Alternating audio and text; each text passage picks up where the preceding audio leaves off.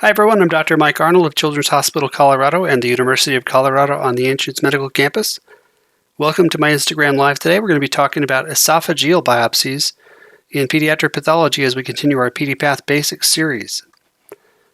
So I have brought several slides with me, and feel free to drop questions in the chat as we go. And so we're going to start with normal esophageal biopsies because it's going to be really hard to understand the pathology of some of these biopsies that I'm going to show you if you don't understand what normal should look like. So this is a pretty good example of normal, and you notice this may not be the nicest, straightest biopsy. It might be, you might be able to find something that's maybe a little better oriented perhaps even, but I think this is a really good place to start because this is something that you should be able to identify as normal and understand all the reasons why. So the first thing you want to look at is, we're looking at the esophageal epithelium here, and we can see the base of it all the way up to the surface. And you'll notice that the cells change as you go from the base to the surface as they mature. So in the basal zone, you have this row of cells that's maybe 2 or 3 cells thick in some places. And this basal zone is cells with a very high NC, very high nucleus to cytoplasm ratio. Where most of the cell is nucleus is very little cytoplasm with these cells. And you'll see as these cells mature, as we go up through the thickness of the epithelium, they get bigger, they get a kind of cuboidal, and then at the surface they flatten out more to get this squamous, very flat surface. And so we name epithelium by the top layer, and so this squamous mucosa has a squamous layer at the very top, even though some of the cells in the bottom and mid area, this are more cuboidal or even larger than that. The other thing you want to notice about this too is you want to look at this vascular papillae here. So there's vessels that come up from the lamina propria, and there's some really good lamina propria here that we'll look at in a second. But these vessels that come up into the epithelium kind of push that basal layer up. And what you'll notice is that where this is well oriented, let's say right here, from the base to the surface, the vascular papillae doesn't come up more than about 1/3 of the way into the height of the epithelium. So normally the vascular papillae are pretty small. They're not going really far up into the epithelium. And I mentioned the lamina propria, and specifically I want to look at the quality of the collagen in the lamina propria. Let's see if this one over here is maybe a little better. Yeah. So if you see the collagen that's in the lamina propria here, there's very thin kind of wispy bundles and even these very small strands of collagen in the lamina propria. So this is what the normal lamina propria ought to look like. Low cellularity, loose collagen with really thin collagen bundles. You shouldn't see big, thick fascicles of collagen as you go through here. And you'll notice that there's also some red blood cells here, right? This is just traumatically induced by the procedure. Right? We're taking forceps and we're clawing at a mucosa. We're trying to get a piece of it off. It's going to bleed a little bit. It's going to bleed into itself sometimes. So this I wouldn't worry about. All right, so now that we've got a good look at normal, let's take a look at some of the pathologies that are common in kids. And this is probably one of the most common. And I'll say that esophageal biopsies by themselves are probably the most common specimen you're going to find in pediatric practice because it's pretty easy to get GI biopsies. You can do it with endoscopy, and in particular upper biopsies, because you can actually get these with transnasal procedures as well. So most of in our practice in particular in Colorado, most of our specimen volume is GI biopsies, and most of our GI biopsies are upper biopsies that include esophageal biopsies. So esophagus is probably the thing you'll encounter the most commonly in pediatric practice. So compared with the normal that we just looked at, there are several things that are different about this particular biopsy. In the last biopsy, the only cells that you saw in the epithelium were the epithelial cells, from cuboidal to squamous, and you didn't see these cells. These cells are eosinophils, and you can tell that because of these specific type of granules they have. They're kind of coarse, they're kind of large. They look very different from the very smooth red blood cells. You can see how this is coarse. This is a red blood cell in a vessel, so that's an eosinophil. Now, eosinophils don't belong in the esophagus, and the first problem that we're always encountering is, how do we count these? How many of them are there?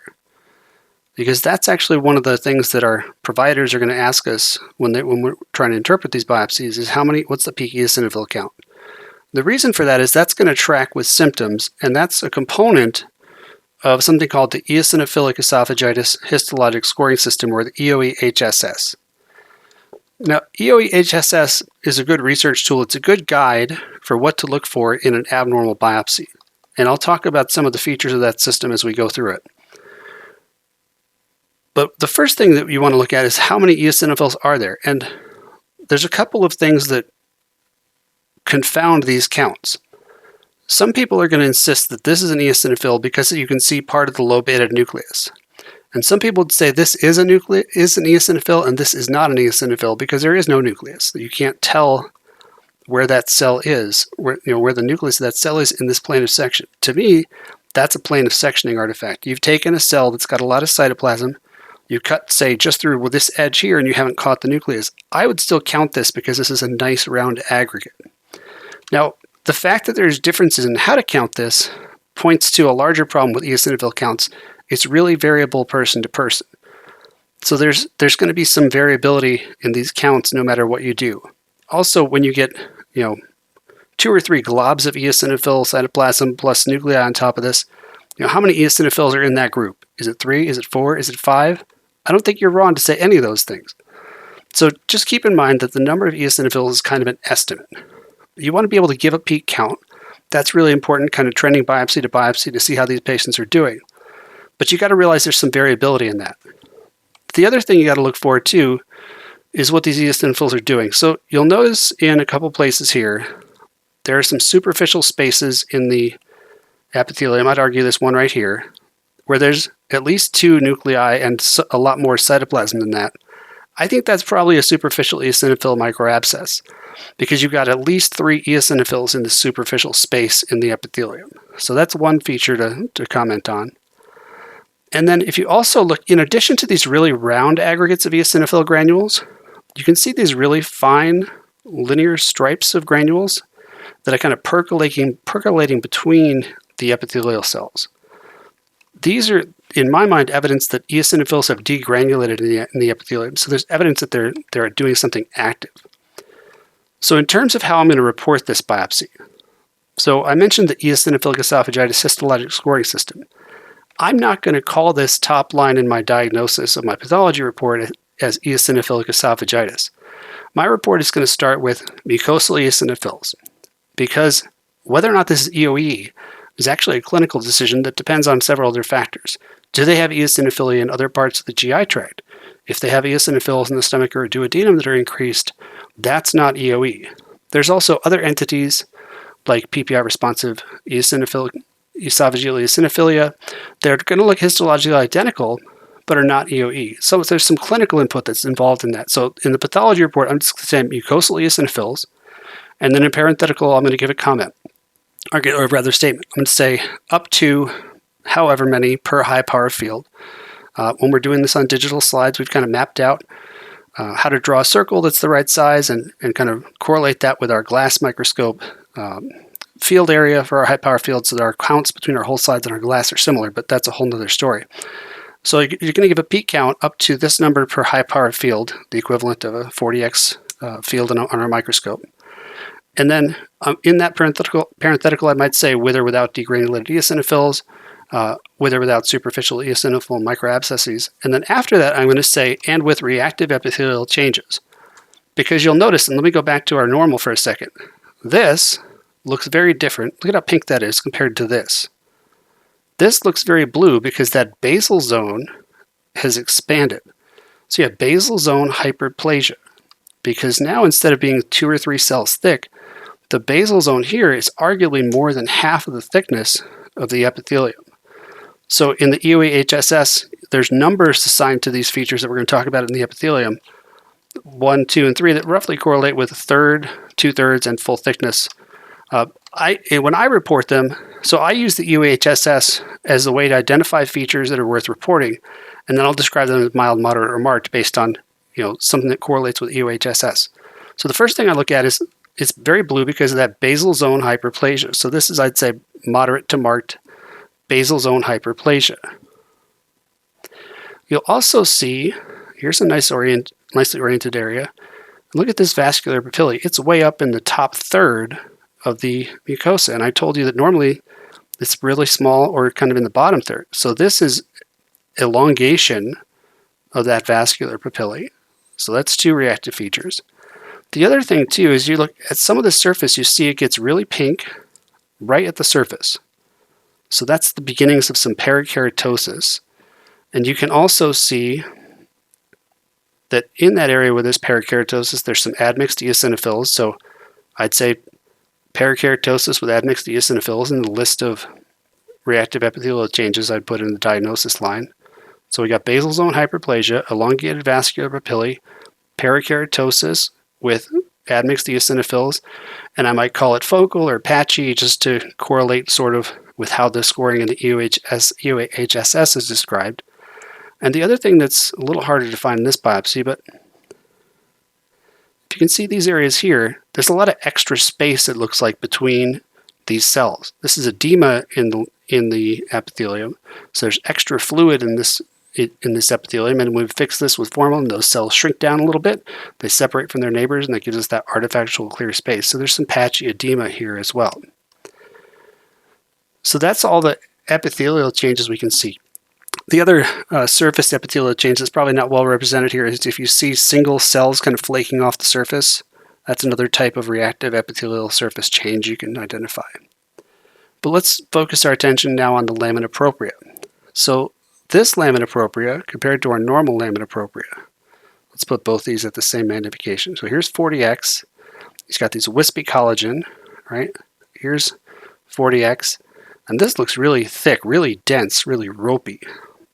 Not that thin, wispy collagen. So this is lamina propria fibrosis, okay? This is a change that's going to happen in patients with EOE or any other condition. I mean, this could be reflux for all we know. We don't have any history. Now, granted, if we counted the eosinophils here, let me back up for a second. So if we count the eosinophils here, there's more than 15 in the high power field. So based on the American College of Gastroenterology feature criteria, having more than 15 generally favors eosinophilic esophagitis. I would not treat that as a hard cutoff. I would say that's pretty good guidance about whether it is or is not, could be EOE.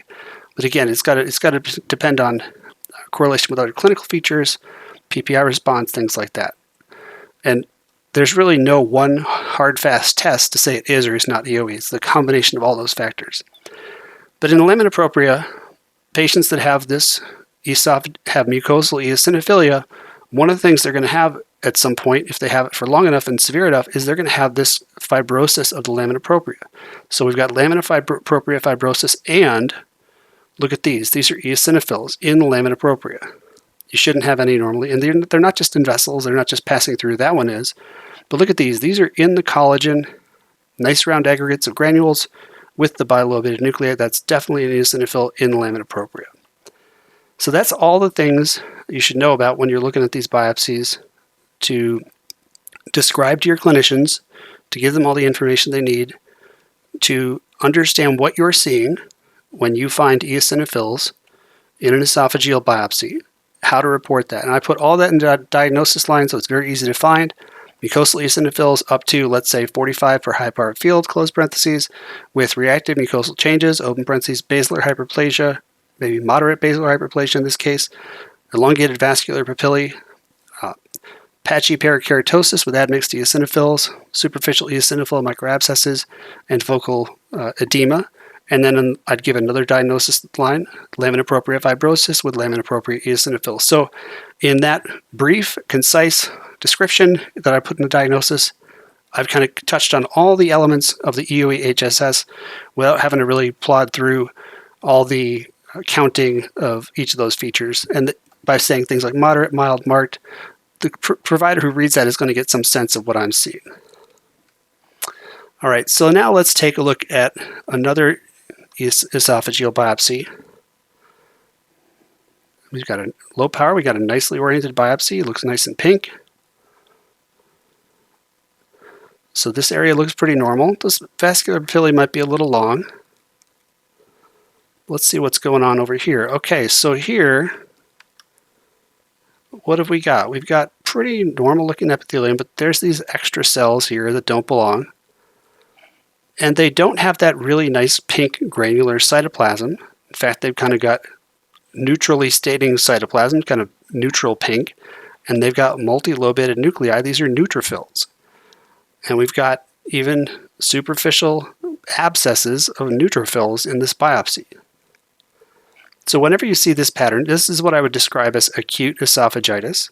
So when I say acute, I'm talking about neutrophils, not eosinophils. When I'm talking about eosinophils, I'll say mucosal eosinophils. If neutrophils predominate, I generally don't count the eosinophils because that's not the predominant pattern.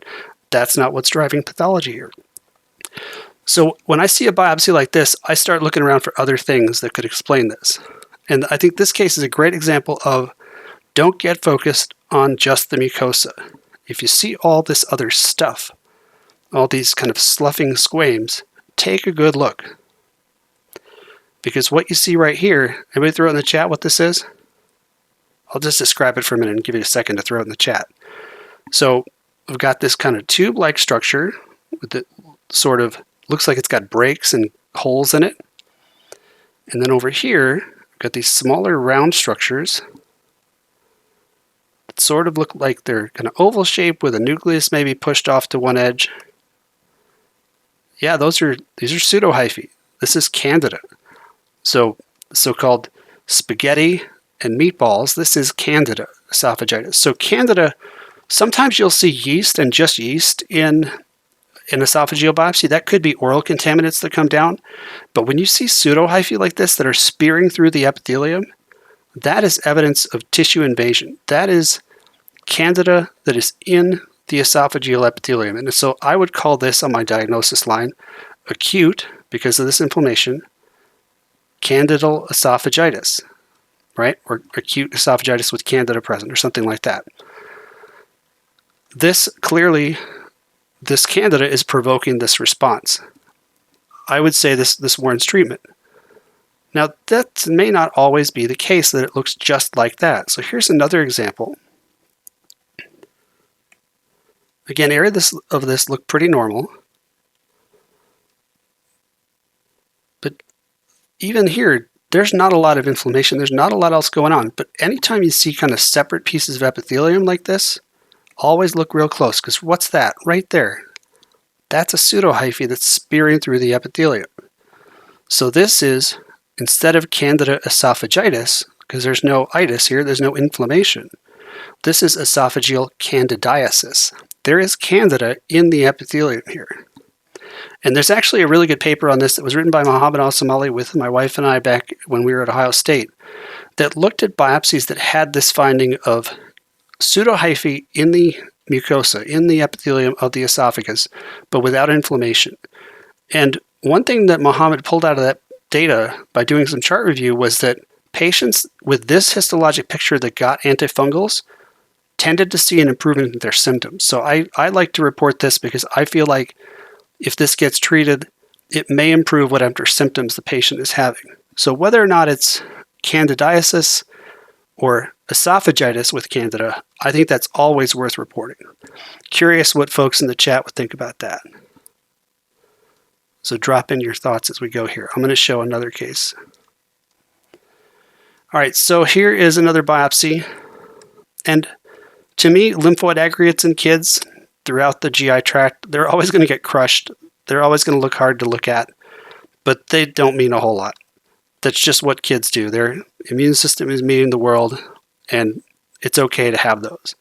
Now, this epithelium looks reactive, right? We've got basal zone hyperplasia, elongated vascular papillae, something's going on. And okay, here's some cells. It looks like a couple eosinophils here, but mostly there's neutrophils. Mostly there's neutrophils through this. You might notice, if you're very sharp here, that a handful of these cells look really pink, and the nuclei kind of look different. And I think there's one nucleus on this. I'm going to figure out which level it's on for a second here.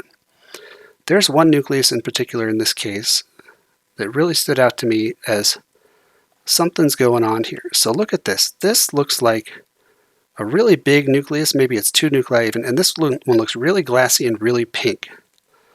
And if you look at some other nuclei here, You can see some of these, there's some multinucleation.